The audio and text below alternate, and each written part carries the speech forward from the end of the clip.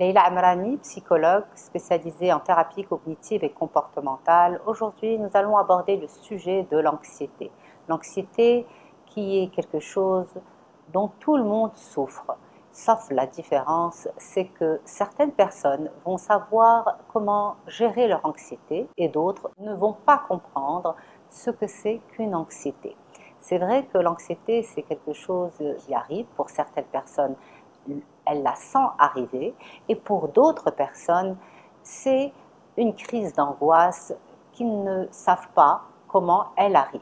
Qu'est-ce que l'angoisse? L'angoisse, c'est quelque chose qui va intervenir dans notre vie et nous empêcher de vivre normalement. À quel moment l'angoisse devient une angoisse maladive? L'angoisse devient maladive lorsque vous n'allez plus vivre avec votre famille normalement, dans votre vie active et professionnelle, et elle va également impacter votre vie sociale. Quels sont les signes de l'angoisse? Ça peut être un manque de sommeil qui va venir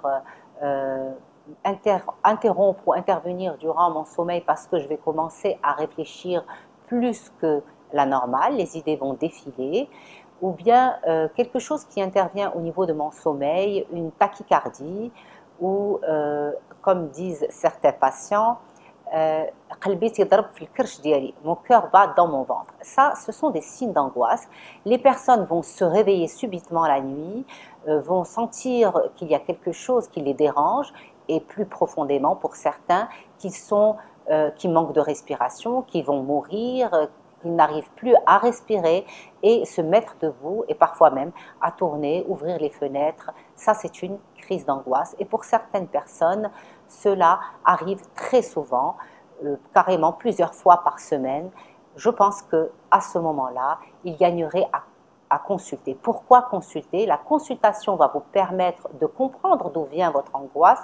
L'angoisse est liée à nos pensées. Ce sont nos pensées négatives qui vont venir intervenir pour déclencher ces signes qui vont nous empêcher de vivre normalement, de dormir normalement, d'avoir des relations sociales normales, de pouvoir aller au travail et de se comporter normalement avec nos collègues et d'avoir une vie familiale normale, puisque nous n'allons plus vouloir sortir dehors et nous n'allons plus vouloir intervenir, ni regarder la télévision, ni intervenir sur plusieurs projets de famille comme une famille entre guillemets normale.